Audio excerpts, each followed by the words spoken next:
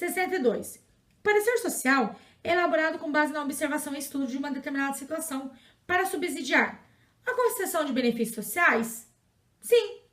O parecer social, ele é utilizado para concessão de benefícios sociais? Sem dúvida nenhuma, né, pessoal? B. Decisões médicas. Será que o nosso parecer enquanto assistente social, ele pode ser utilizado para decisões médicas? Será, Adriele? Lógico que sim.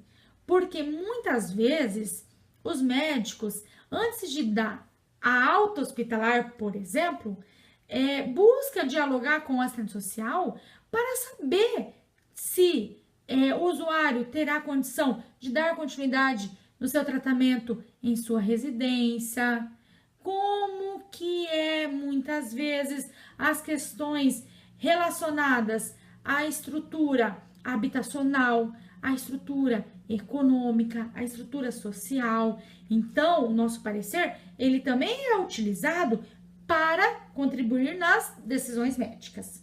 C. Decisões judiciais sobre destituição do pátrio poder. Só lembrando que não é mais pátrio poder, é poder familiar, tá? Mas, quando esta prova foi realizada, não se tinha discussão de diferença de pátrio poder e poder familiar. Então, essa alternativa também está correta. Lembrando que a prova foi elaborada em 2008, tá? Então, decisões judiciais sobre a destituição do pátrio poder, poder familiar, correta. O nosso parecer social, ele é utilizado para subsidiar decisões judiciais sobre, por exemplo, a destituição do poder familiar, do pátrio poder, como era chamado antigamente. Decisões judiciais sobre adoção, também, pessoal. Nosso parecer social, ele é utilizado para contribuir nos processos de decisão do magistrado em relação à adoção. Assim, todas as alternativas estão corretas, ou seja, a alternativa E está correta. Vamos lá para 63. Assinale a alternativa incorreta. A decisão de utilização do parecer social como recurso de intervenção profissional pode ser do próprio assistente social? Correto, sem dúvida nenhuma. Decidir se iremos utilizar o parecer social ou não pode ser uma decisão do próprio assistente social. Pode ser uma decisão da instituição? Será? Será que a instituição pode colocar assim? Por exemplo, olha, a avaliação do Vale Transporte e o parecer favorável ou não ao Vale Transporte para os usuários vai ficar com o assistente social.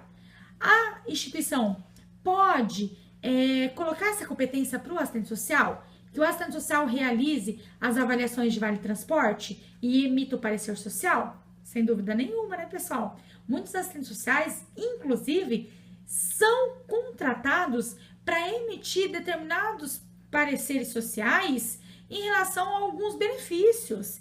Então, a instituição pode sim estipular que o assistente social decida a partir do seu parecer social sobre a concessão de determinados benefícios, tá? Então, está correta. Sempre deve ser do assistente social? Não. O parecer social não tem que ser uma decisão só do assistente social. A instituição pode estipular que para conceder um determinado benefício tem que ter o parecer social. Da legislação, a legislação pode trazer que para determinadas situações é necessário o parecer do assistente social? Pode estar posto isso na legislação? Correto, pessoal. A legislação ela pode trazer sobre a necessidade de ter o parecer social. De setores profissionais da instituição ou da empresa? Correto também. Os setores profissionais da instituição ou da empresa também podem decidir sobre a utilização do parecer social. Então, a resposta incorreta é a alternativa C. Sempre deve ser do assistente social. E nós vimos que não, que às vezes a própria lei pode trazer que a decisão de um benefício tem que ser a partir de um parecer social do assistente social. Beleza? Adriele, mas em uma das aulas você disse que nós temos autonomia para escolher quais são os instrumentais que nós iremos utilizar para desenvolver o nosso estudo social. Mas vocês viram que é diferente? Eu posso escolher os instrumentais que eu irei realizar, que eu irei utilizar para desenvolver meu estudo social. Então, por exemplo, eu quero fazer visita, eu irei realizar uma análise documental, uma entrevista, um contato telefônico. A utilização dos instrumentais, serei eu, enquanto assistente social, que irei decidir quais são os instrumentais que eu vou utilizar. Porém, aqui a pergunta não está relatando sobre os instrumentais, e sim sobre a necessidade de se utilizar o parecer social. Beleza? Entenderam? Qualquer dúvida fica à disposição de vocês. Bom, pergunta de número 64. Assinale a alternativa correta. O parecer social deve constituir um instrumento de inclusão e não de julgamento de valor. A caracterização do parecer social como um instrumento de realização de direitos implica atitude vigilante do profissional quanto aos preceitos aos valores morais. Então, é para assinalar a alternativa correta relacionada ao parecer social. O parecer social deve permitir ao assistente social confirmar as informações do usuário? Lógico que não, né, pessoal? O parecer social, ele não vai permitir que o assistente social confirme se o usuário está mentindo, se o usuário está falando verdade. Não tem nada a ver. Essa alternativa está errada. B. Deve avaliar comportamentos do usuário tendo como parâmetro deveres tradicionalmente tidos como os corretos? Lógico que não. Nosso parecer social não é para avaliar comportamentos do usuário, tá bom? C. O profissional tem um compromisso ético no processo de elaboração do parecer social?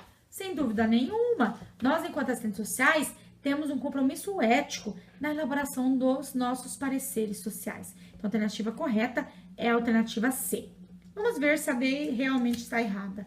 D. O parecer social deve evidenciar a neutralidade do profissional na análise da situação em estudo? Lógico que não. Primeiro, que não existe neutralidade na nossa prática profissional. Beleza? Vamos lá. E. A mentira é uma grave constatação e deve excluir o usuário do acesso ao benefício que ele requisita? Lógico que não, né, pessoal?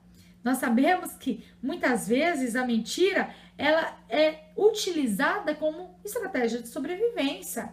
E não é o fato de um usuário ter mentido em um primeiro contato que vai fazer com que o assistente social o exclua de um determinado benefício, de um determinado programa, de um determinado projeto, da concessão de um determinado benefício eventual, por exemplo, tá?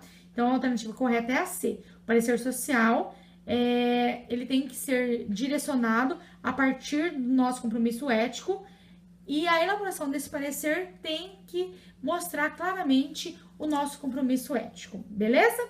Vamos lá na pergunta de número 65.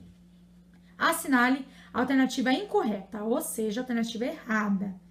O trabalho profissional dos assistentes sociais, tanto com indivíduos quanto com famílias ou grupos, pode usar como estratégia metodológica voltada aos seus fins a compreensão e ação sobre a realidade interna e subjetiva dos indivíduos?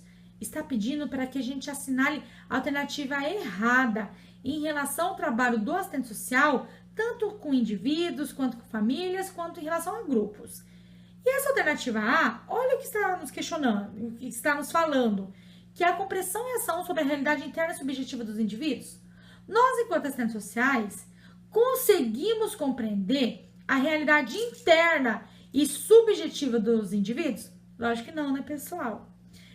O nosso objeto de trabalho é a questão social em suas diversas expressões.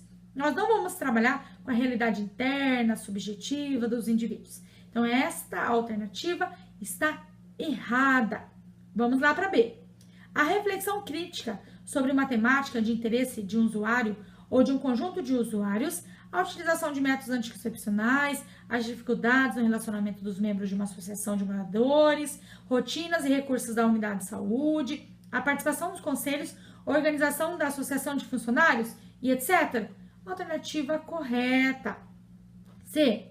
A execução de uma tarefa, encontro com representantes da prefeitura, definição de funcionamento de uma creche comunitária, a negociação da melhoria do cardápio da empresa e etc., nas nossas atividades cotidianas, com com o indivíduo, quanto com famílias ou grupos, nós podemos utilizar como estratégia metodológica desenvolver um encontro com representantes da prefeitura, definição de funcionamento de uma creche comunitária, negociação da melhoria do cardápio? Lógico que sim, pessoal. São atividades de mobilização, atividades que a partir do diálogo nós vamos informar sobre os direitos sociais, tá? Então está correta essa alternativa. D. Centrar-se prioritariamente na análise de compreensão crítica da realidade social? Correta alternativa. No nosso trabalho com indivíduos, grupos, famílias e comunidades, nós prioritariamente buscar estabelecer uma análise que compreenda de forma crítica a realidade social. Então, está correta.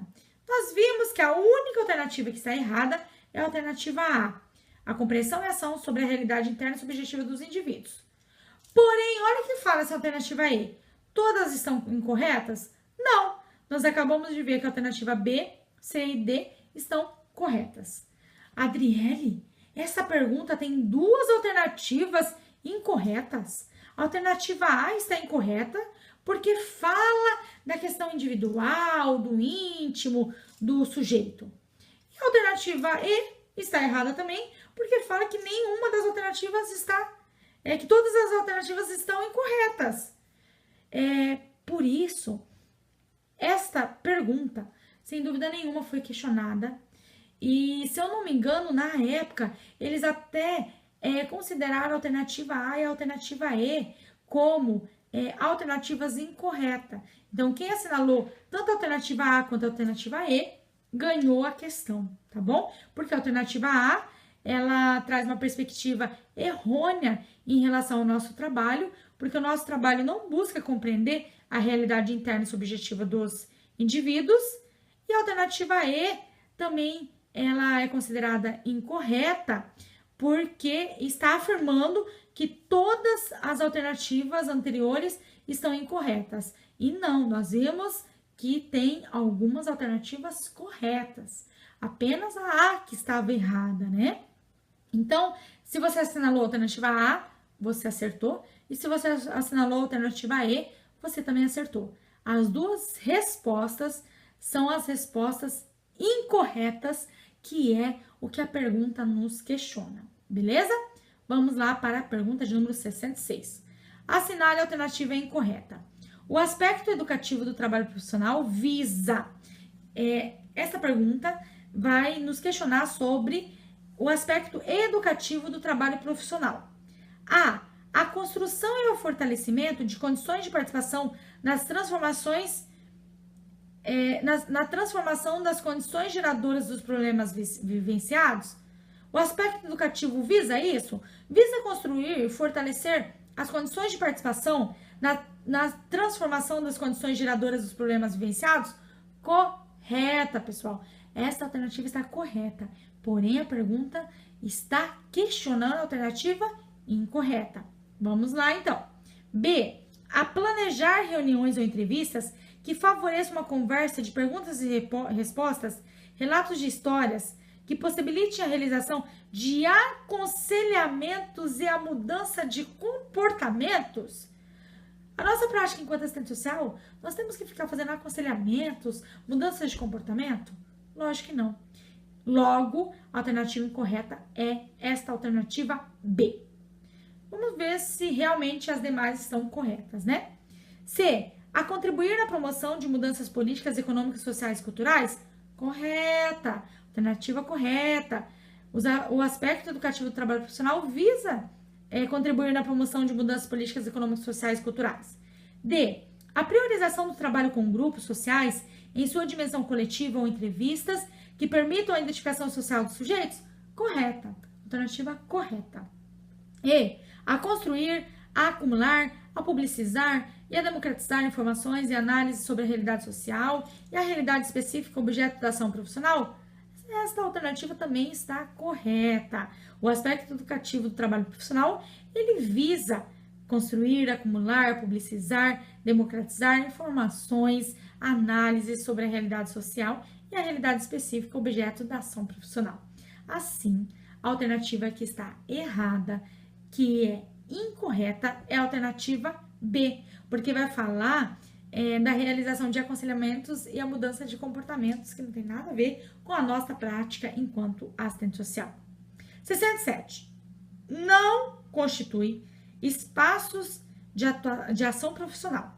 Então, dentre as alternativas apresentadas, qual não constitui espaço de ação profissional? Salas de espera é um espaço de atuação profissional? Lógico que é, né? Então, essa daí é um espaço de atuação profissional. B, plantões. Plantões é um espaço de atuação profissional? Lógico que é. Então, essa daí está correta. C, trabalho de acolhimento a novos empregados também é um espaço de atuação profissional? Lógico que é. Está correta. Serviços de orientação em escolas é um espaço de atuação profissional? Lógico que é, pessoal, está correta. Ué, André, tá tudo correto? Lógico. Todas as alternativas que nós acabamos de ler constituem espaço de atuação profissional. Assim, nenhuma das respostas anteriores. A alternativa que vocês precisam assinalar é a alternativa E, porque a pergunta nos questiona: não constitui espaço de ação profissional? Nenhuma das respostas anteriores. Então, nenhuma das respostas anteriores mostra espaços que não são de atuação profissional. Então, a alternativa aí seria a alternativa E. Nenhuma das respostas anteriores. Beleza? 68.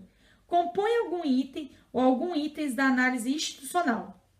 Em relação à análise institucional, quais são os itens que compõem essa análise institucional? Natureza jurídica da instituição. Para conhecermos a análise institucional, para fazermos uma análise da instituição, é necessário conhecermos, compreendermos a natureza jurídica da instituição? Lógico. É necessário conhecermos, compreendermos os usuários das políticas, programas, projetos e serviços? Lógico, pessoal. Como é que eu vou fazer uma análise institucional sem conhecer os usuários das políticas, dos programas, projetos e serviços? Não tem como, né? Para fazer essa análise institucional, é necessário conhecer as fontes de recursos? Lógico. É necessário conhecer de que forma que a instituição, por exemplo, está inserida na comunidade, ou seja, a inserção sociocomunitária? Lógico, esta alternativa também está correta. Assim, todas as alternativas estão corretas, ou seja, a alternativa E é a resposta correta, beleza? 69. Assinale a alternativa incorreta. Olha lá. O trabalho em equipes multidisciplinares oferece possibilidades e risco. Constitui risco ao alcance dos objetivos interdisciplinares. Quais são os riscos em relação aos objetivos interdisciplinares? Um dos riscos é a fragmentação das informações e proposições das áreas envolvidas. É um dos riscos, pessoal? Sim, é um dos riscos. Então, eu não assinalo essa daí, porque está perguntando qual que é a alternativa incorreta. Constitui um risco o ecletismo? Lógico que é. O ecletismo é um risco em relação ao alcance dos objetivos interdisciplinares. C. É um risco a compreensão das particularidades que determinam os conteúdos das disciplinas? Lógico que não. Ao contrário, no trabalho interdisciplinar, eu reconheço as particularidades de cada disciplina. Eu reconheço que o assistente social tem as suas especificidades. Eu reconheço que o psicólogo tem as suas especificidades. Eu reconheço que o médico tem as suas especificidades. Então, reconhecer as especificidades não é um risco para o trabalho interdisciplinar, tá bom? Eu preciso reconhecer essas especificidades, mas também, ao mesmo tempo, eu preciso articular, eu preciso conversar. Por isso que a resposta incorreta é a alternativa C. A compreensão das particularidades que determinam os conteúdos das disciplinas. Por quê? porque compreender as particularidades que determinam os conteúdos das disciplinas não é um risco ao trabalho interdisciplinar. Ao contrário, eu preciso reconhecer as especificidades das disciplinas, as particularidades das disciplinas, para conseguir concretizar um trabalho interdisciplinar. Se vocês lembrarem da minha aula, que eu explico a diferença do trabalho multidisciplinar, interdisciplinar e transdisciplinar, vocês conseguem responder essa pergunta de forma muito tranquila, tá? Lembra? Interdisciplinariedade, eu reconheço as especificidades de cada área, mas essas áreas se articulam e conversam entre si a todo momento. Então, a compreensão das particularidades que determinam os conteúdos das disciplinas não é considerado um risco aí para o alcance dos objetivos interdisciplinares. Vamos ver se as demais alternativas são consideradas riscos. A perda das referências éticos-políticas, teórico-metodológicas e técnico-operativas de cada profissão? Sem dúvida nenhuma, né, pessoal? Vocês perceberam que essa D, ela, de certa forma, articula com a alternativa C? Olha só, a D fala que perder os referenciais ético-políticos, teórico-metodológicos e técnico-operativo de cada profissão é um risco ao trabalho interdisciplinar. Porque o trabalho interdisciplinar, eu preciso reconhecer as especificidades de cada profissão. E o distanciamento das finalidades da intervenção em face das preocupações com os limites profissionais também é considerado um risco aí para o alcance dos objetivos do trabalho interdisciplinar. Beleza? Então, alternativa aí, incorreta, alternativa C. A compreensão das particularidades que determinam os conteúdos das disciplinas. Não é um risco ao trabalho interdisciplinar.